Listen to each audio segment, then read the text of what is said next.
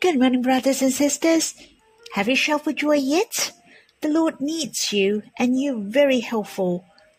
I have heard the sharing of brothers and sisters on Sunday. I really give thanks for one of the elderly sisters will look upon the sky when she prays every day. She will talk with Abba and the Lord. I was very happy to hear that. She even prayed with her granddaughter. She affects the whole family's spirits. It's really precious. If a man loves God, he has significant influence to others. The other sisters mentioned she has a short singing, a hymn, "You meet me with steadfast love yet every day." She may sing the first sentence when she wakes up. You meet me with steadfast love every day for the help of his countenance. So we understand Abba's heart to us. Our hearts are happy to draw near God. She said she find it very helpful, and some brothers and sisters mentioned she knew that she has the identity of the firstborn, and she found it is so blessed and very treasurable. It's true, when we draw near the Lord, not only we're happy, Abba and the Lord's heart are the happiest and the most excited. Our each and every move captures Abba's heart the most, and the body is the great help to our spirits. Brother Daniel teaches us to use our mind and our body as well.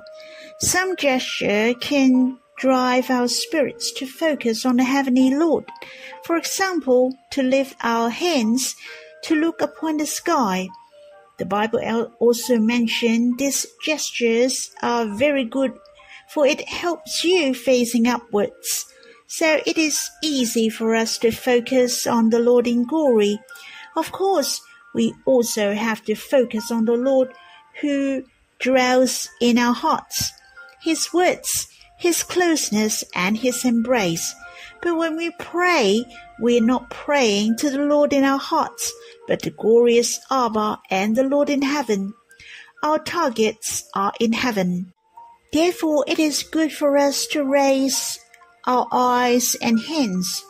I like to sing a hymn which is very short in God's Family Hymnal, the 14th, Song 76, Hand Lifting, Looking Up Song. Is to encourage us to lift our hands and raise our eyes to the sky, whether it is in the morning, the whole day. You can do it even when you are walking in the street. So let us sing it twice. For there is no English version, I have translated for you. Lift my hands, raise my head. My soul, look upon you. Lift my hands, raise my head. Response, your sweet gazing. Lord, you are in glory. You live for me forever. You are in my heart, to live with me forever, dwelling with me sweetly. I'd like you to lift your hands slowly when you're reading. Lift my hands for the second time. The same when you come to raise your head, your eyes look upon the sky. When we read, my soul look upon you, whether your hands you look upon, and at the same time, the Lord is in the glory. He's thinking of us. He's looking at us. When we read slowly, we enjoy His presence and His closeness. We have done this gesture and read the hymn. Our souls are focusing on the Lord Himself. Have you find yourself enjoying as well? I'm enjoying the hymn.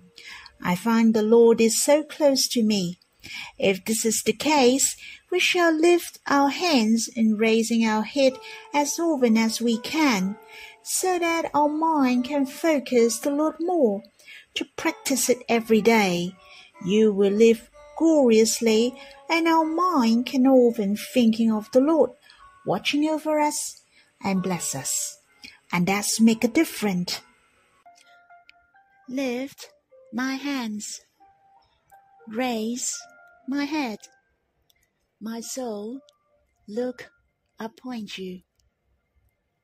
Lift my hands, raise my head. Response, your sweet gazing. Lord, you are in glory.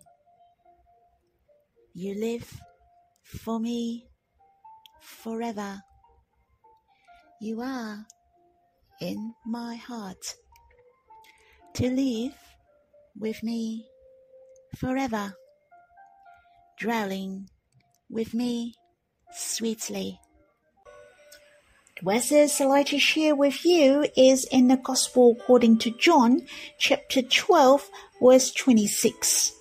And it said, "If anyone serves me, he must follow me, and where I am, there will my servant be also. If anyone serves me, the Father will honor him." The words mentioned, if anyone serves the Lord, he must follow the Lord, for we have to serve him. So where he is, and so we must follow him so that we can serve him. Firstly, it is very important to be with the Lord together. That is to draw near the Lord. Therefore, it is an enjoyment for serving the Lord. The words mentioned, if anyone serves the Lord, the Father will honor him, is really precious. In fact, the glorious Abba will honor him who draw near the Lord. The one who draw near him and serve him, even Abba will honor us. You see how treasurable we are. We read one more verse in the Gospel according to John, chapter 25, verse 40. And the king will answer them, "Truly I say to you, as you did it to one of the least of these my brothers, you did it to me." These words explained to us what is the meaning of serving the Lord.